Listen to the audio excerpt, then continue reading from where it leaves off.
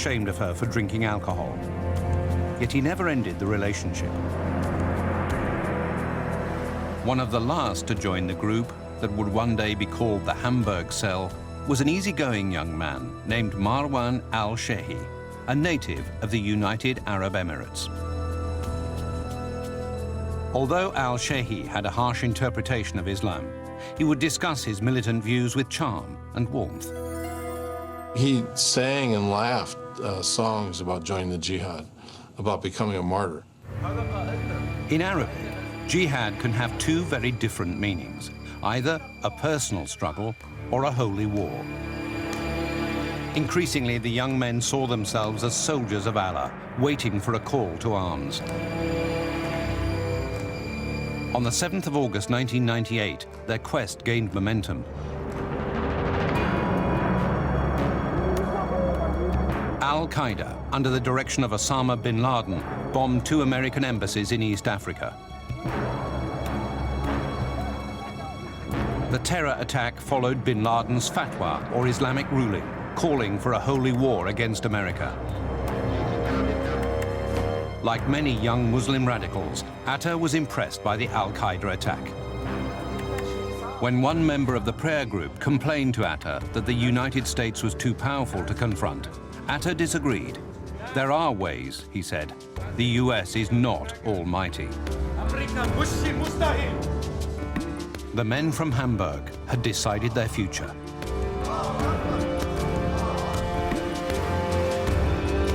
They put their personal affairs in order, wrote wills, and assigned power of attorney.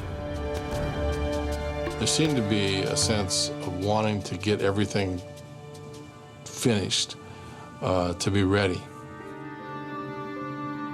In a note to himself, Ziad Jarrah wrote, "I come to you with men who love death just as you love life.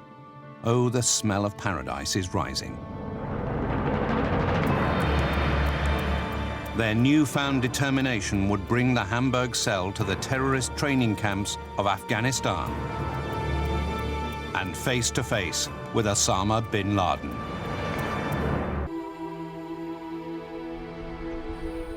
In early 1999, 4 students based in Hamburg pledged themselves to a radical holy war.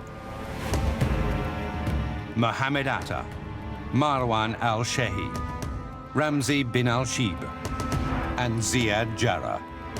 These men would one day become known as the Hamburg Cell. This rare video shows 3 of the men at a friend's wedding.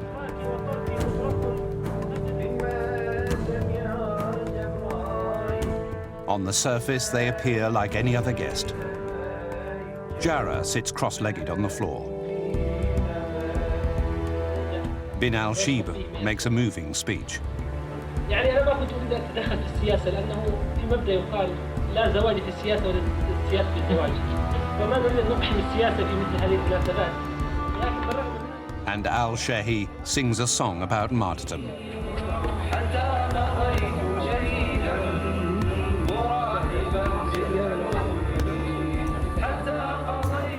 But underneath their placid exteriors, the men were hiding a dangerous secret.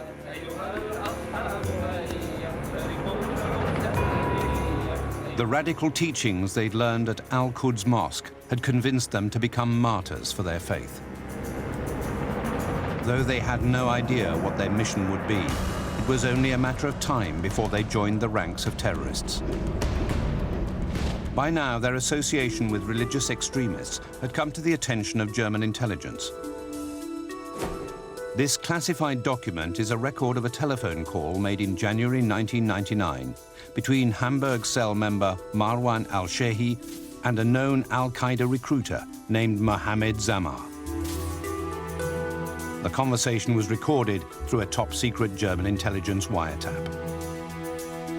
On paper, the conversation seems harmless. They discussed the possibility of traveling in the near future. Government operatives thought the 2 men may have been planning to go to a terrorist training camp, but German authorities failed to act on their suspicions. They didn't investigate them very closely, and that's partly because they weren't out-and-out criminals, but it's also partly that there's a lot of tension between European society and that portion of the society that's Muslim. The laws in Germany are actually very favorable to religious organizations. Because of the Nazi past, Germans are panic-stricken at the idea that they could be accused of tampering with religious issues. So if you're a terrorist and if you want to go to Europe, Germany in particular was perceived as the sanctuary. As the Hamburg Four searched for a way to translate their violent ideals into action, Mohammed Atta was having second thoughts. Over the years, Atta had made several trips back to his native Egypt to look for work and visit his family. One of these trips was made in 1999. During that visit, Atta told his ailing mother that living abroad had made him homesick, that he wanted to stop his studies and return to Egypt to care for her. He knew, I think at some level, that he didn't want to go where he was going, and that by far the easier thing would be to be told to stay home, to come home. But his mother told him to go back to Germany, saying the most important thing for Atta was to finish his studies, maybe even go to the United States to get his PhD. When Atta failed to find a job in Cairo, he left Egypt and never returned. Back in Hamburg, Atta found work as a part-time draftsman for an urban planning firm.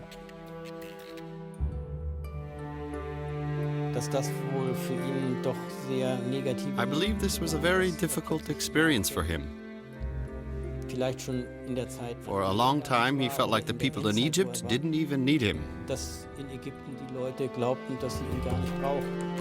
And I can imagine that black smoke inside him, accumulating more and more and more, becoming thicker and thicker. Another member of the Hamburg cell, Ziad Jarrah, was also doubting his convictions. His girlfriend, Aysel, witnessed this struggle. She would try to bring him back into the realm that she knew him in. And she saw it as a war between her and the religion for him. But her efforts failed. By late 1999, Ziad Jarrah, Marwan al-Shehi, Ramzi bin al-Shib, and Mohammed Atta would eventually find their way to al-Qaeda training camps in Afghanistan. Connections they had made through the radical Al-Quds Mosque had convinced them that this would be an important step on their way to becoming martyrs. The men traveled individually to avoid suspicion. Bin al-Shib detailed their journey in this confidential interrogation record. One by one, they arrived in the Pakistani town of Quetta. Once there, they asked to meet a man named al-Masri. The name was a code, signaling terrorist operatives to usher them across the Afghan border and into al-Qaeda's den. Officials of the radical Taliban government, who were working with Osama bin Laden, confiscated the men's passports and instructed them to pick assumed names. The men of the Hamburg cell